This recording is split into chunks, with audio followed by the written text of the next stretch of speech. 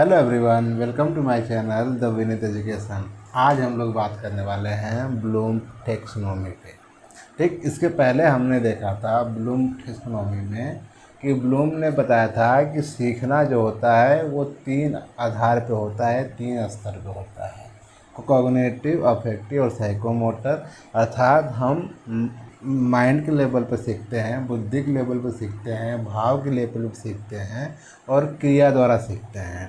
ठीक है, तो आज हम उनके पहले डोमेन कॉग्निटिव डोमेन के अंतर्गत बात करेंगे, जिसमें वो कहते हैं कि कॉग्निटिव डोमेन जो होता है ये डील करता है कि कोई भी इंफॉर्मेशन आपके माइंड के लेवल पे कैसे प्रोसेस करती है, कैसे कोई इन्फॉर्मेशन आपके माइंड के अंदर जाती है और कैसे उससे इनपुट आपका निकलता है।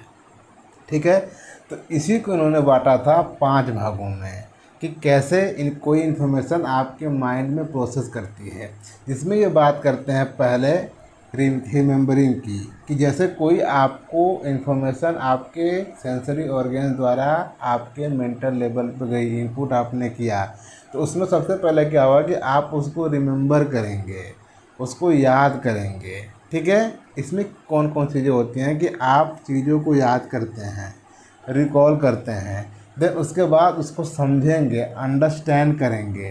ठीक, अब जो भी जानकारी आपने समझा है उसमें से क्या करेंगे, अर्थ निकालेंगे, मीनिंग निकालेंगे। अब आपने उस जानकारी से मीनिंग निकाल ली, अब क्या करेंगे, उसको अप्लाई करेंगे।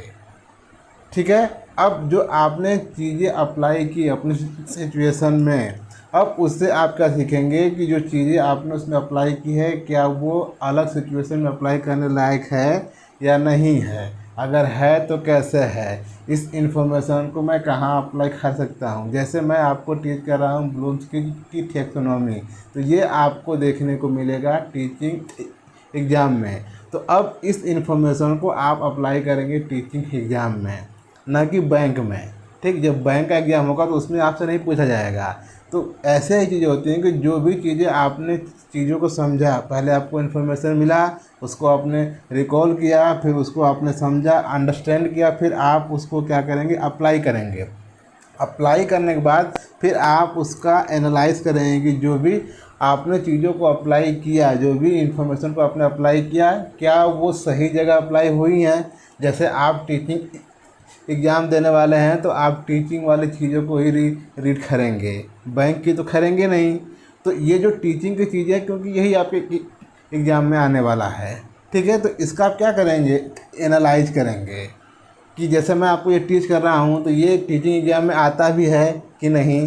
तो उसको आप क्या करेंगे, आप देखेंगे अलग अलग जो क्वेश्चन पेपर है उसको ला के देखेंगे कि सर जो पढ़ा रहे हैं वो सही है, मतलब आता है, पूछा जाता है कि नहीं। तो आपने क्या किया, उसको एनालाइज किया। अब आपको मिला कि हाँ यार, सर जो पढ़ा रहे हैं वो पूछा गया है। ठीक है, तो आप क्या करेंगे, उसका आप इवोल्यूएट करेंगे, मूल्यांकन करेंगे। ठीक है, अब जब आपने मूल्यांकन किया तो उसमें क्या करेंगे, आप डिसीजन लेंगे कि अब मैं सर की क्लास देखूंगा, जिससे कि मेरे आने वाले टीचिंग एग्ज़ाम क्लियर हो जाएं। ठीक, अब आप मेरे लेक्चर को देखना शुरू करेंगे, अब चीज़ों को समझेंगे और ये स्टेप आपके माइंड में आएगा। पहले आप मेरी बातों को सुनेंगे, रिमेंबर करेंगे, फिर उसको समझेंगे, फिर उसको अप्लाई करेंगे। अप्लाई करने के बाद आप उसको एनालाइज करेंगे, देन एनालाइज करने के बाद आप उसको इवैल्यूएट करेंगे। इवैल्यूएट जब आप करेंगे तो उसमें से क्या होगा कि आपकी ओन आइडिया निकलेगी। हो सकता है कि आप कुछ चीज़ों को और एसोसिएट करके जो मैं आपको एक्सप्लेन कर रहा हूँ उसको और आप अच्छे से एक्सप्लेन कर पाएँ। तो ये क्या होगा, ये चीज़ें क्या होंगी, क्रिएट होंगी आपके साइड से। आप ही इस ब्लूम टेक्सोनॉमी को अलग अलग तरीक़ों से टीच कर सकते हैं, अपने ओन आइडिया में, अपने ओन वर्ड में। ये क्या हुई, चीज़ें क्या हुई, क्रिएट हुई। इसी को बोलते हैं कि जो सीखना होता है वो जो है कि मेंटल लेवल पे होता है, वो 6 स्तर पे होकर जाता है, जिसमें सबसे पहला स्तर होता है आपका रिमेंबरिंग, जो कि सबसे लोवेस्ट लेवल होता है, और क्रिएट जो होता है सबसे हाईएस्ट लेवल होता है मेंटल लेवल पे सीखने के। ठीक है। अब अगेन जब आप जाएंगे टीचिंग एग्जाम में तो इन सारे 6 स्टेप में पूछेगा, फिर इसमें पूछेगा कि इसमें क्या क्या चीज़ें होंगी। जैसे यहाँ पे रिमेंबरिंग, तो इसमें क्या चीज़ें होंगी, इसमें जो बच्चा है वो चीज़ों को रिकॉल करेगा और रिकॉल करने के बाद उसे उसे उसे परिभाषित करेगा, उसकी सूची बनाएगा, उसको याद करेगा, उसको पहचान लेगा। ऐसे ही पूछेंगे कि अंडरस्टैंडिंग में कौन कौन सी विशेषताएं होती हैं। तो इसमें आप देखेंगे कि इसमें क्या होगा कि बच्चा जो भी चीज़ों को अंडरस्टैंड किया है उसको एक्सप्लेन कर पाएगा, उसको समराइज कर पाएगा, उसको क्लासिफाई कर पाएगा। ये सारी चीज़ें अंडरस्टैंडिंग लेवल पे होंगी।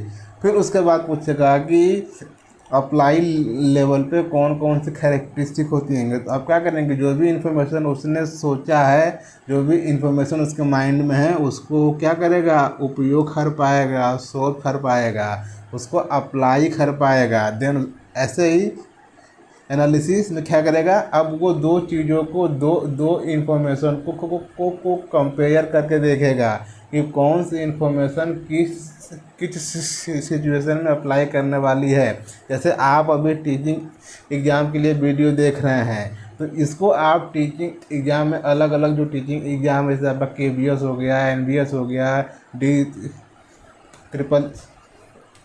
हो गया, EMRS हो गया, स्टेट हो गया, UP टेट हो गया, CTET हो गया, तो आप ये टीचिंग वाली चीज़ों में इसको अप्लाई करेंगे, ना कि बैंक वाले में, ना कि आर्मी वाले में। ठीक है, तो उसको क्या करेंगे, आप दो इन्फॉर्मेशन को कंपेयर करेंगे।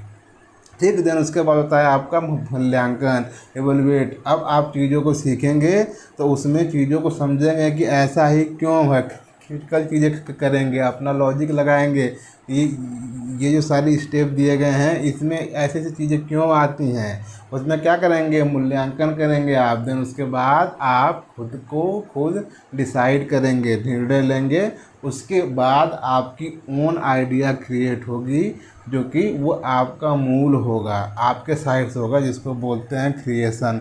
ये होता है ब्लूम्स की टैक्सोनॉमी। आई होप कि आपको कॉग्निटिव डोमेन समझ में आ गया होगा। अगर कहीं भी कहीं भी कोई समस्या होती है तो आप कमेंट बॉक्स में पूछ सकते हैं। Thank you.